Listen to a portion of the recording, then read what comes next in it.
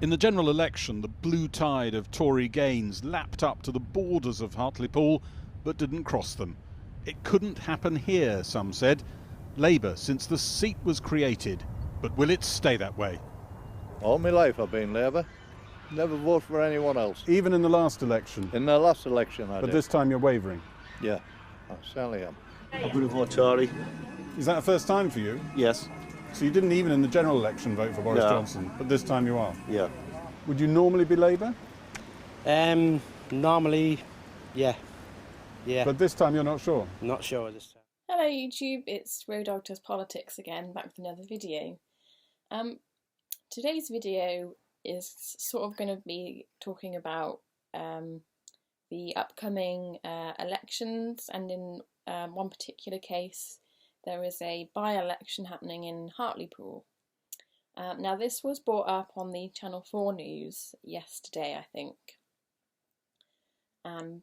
Talking to potential voters, candidates about who they might vote for, what's going on up there, what the issues are, etc.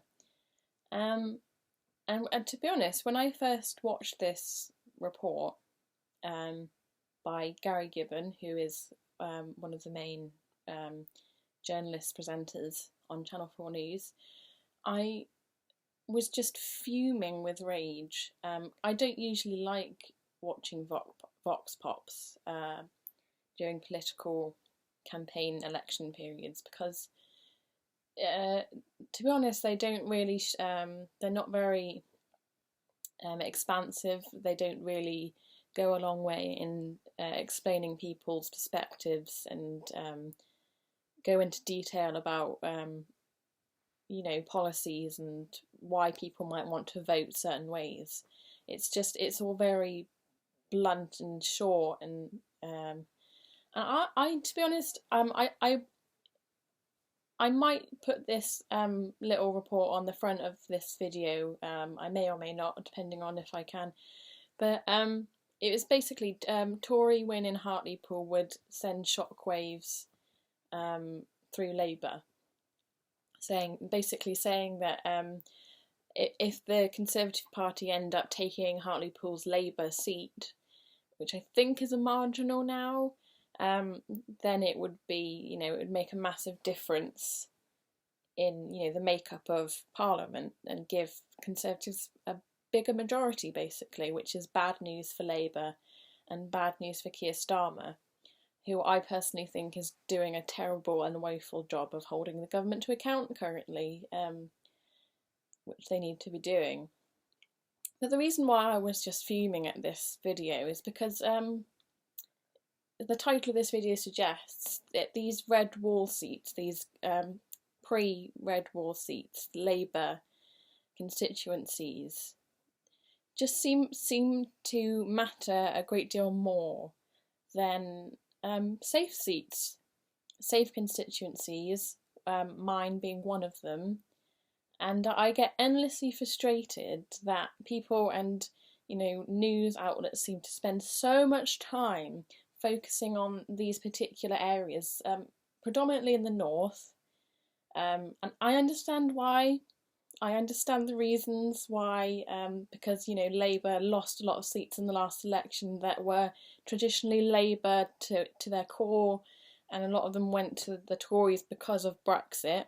Let's be real, that was a big issue in the last election. But I wish there was more representation, given that where I live, my vote basically does not matter one jot, because it's just so heavily in favour of the Conservatives. So I could go and vote. I could vote in the general election, I could vote in the council elections, and that it almost could be like I didn't vote at all, because the result would be the same and the Tories would get in. And I feel like in many ways, as a young person, I don't have a voice in my constituency, because this crazy voting system that we have of first past the post. And also, like, you could discuss demographics, etc., and not the need to get the vote out. But I just feel voiceless. I completely and utterly, like, my vote doesn't count for anything.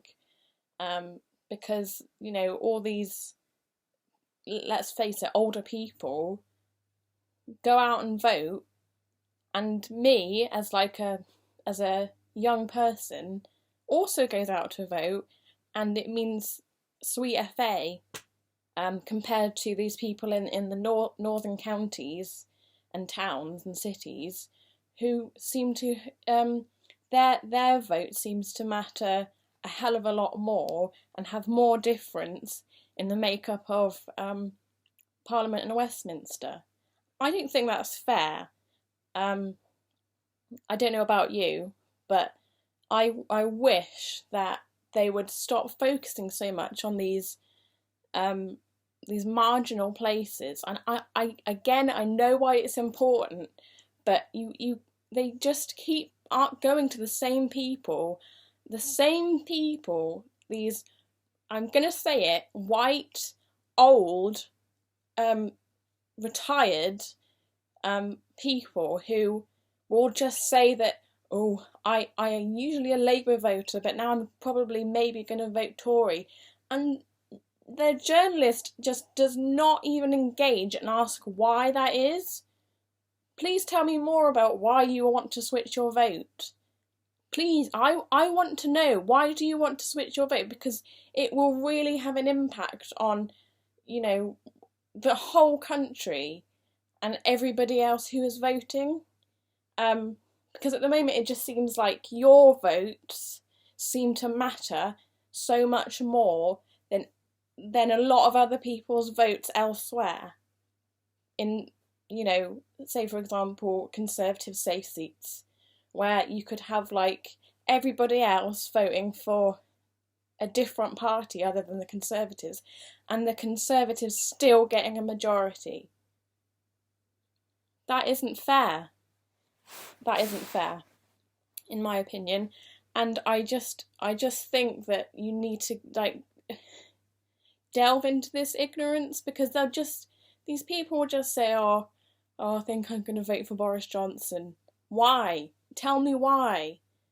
And it's just like I just want you to think critically about, you know, what's gone on this past year, what mistakes have been made, and the lies, the deceit, the corruption, the cronyism, the death rate, which is like something like 130,000. Do we care about that at all? Or are we just going to keep on voting for the Conservatives, who have completely decimated public services in this country for the past over 10 years, over a decade, and you're still considering voting for them? I'm at the point where I just get so angry about these people who don't seem to think or want to engage with politics. And I get it that they've got their own lives to live. They're like working class people who need the money, who just want to, you know, 9 to 5, put food on the table, etc. But if you want a better life, if you want the jobs, if you want the investment, the Tories aren't going to do it for you, because they've not done it for you for the past decade. The past decade, they've completely destroyed anything that means anything in this country, and you want to put your cross in a box for them. I just don't understand. I just don't understand why people can't think like what these people are going to offer me. Boris Johnson has a track record of lying to people. What makes you think that he's going to do something for you now? Sorry, I've just gone on a rant. But it just makes me so cross. It just makes me so angry that we've just got a population of people that do not think critically about the political situation in this country, and people are suffering as a result. That there are homeless people going to food banks, and who can't afford to eat properly and need vouchers, and it's just sorry. I just want people, because their votes affect not just them but everybody in this country who just needs to have more investment and people that actually care about, you know, the future of this country. Brexit is going to do nothing for them. I'm sorry, Brexit's a disaster. They've been lied to, they will continue to be lied to, and these people just believe it. They'll just believe it. And they'll pick up the Daily Mail, they'll pick up the Sun, and they'll believe what's the words that are written in these raggy tabloids. It's just, it drives me insane that we need to change this system drastically and very, very soon, because I'm getting so fed up of living under the same corrupt, careless, unsympathetic, cruel and callous government. I do not want to live under this regime for any longer than is I just don't like the state of the NHS. The state of the NHS, it desperately needs more funding, and the Tories just won't do it. They just won't do it. They won't give anyone any pay rises in the public sector. And it's just like, oh, I'm all right, Jack. Like, people don't care until it directly affects them, and by that point it's too late to do anything. You can see it now with the fishermen. The fishing industry can't export any fish because of Brexit red tape.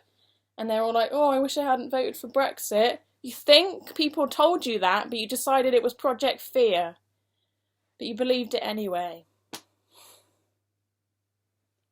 Drives me up the fucking wall. Anyway, that's my rant over. If you've got anything to contribute, please, I'd really love to read your comments. Put them down here, as always, in the comments box. And don't forget to subscribe for more videos. See you later, folks. Bye.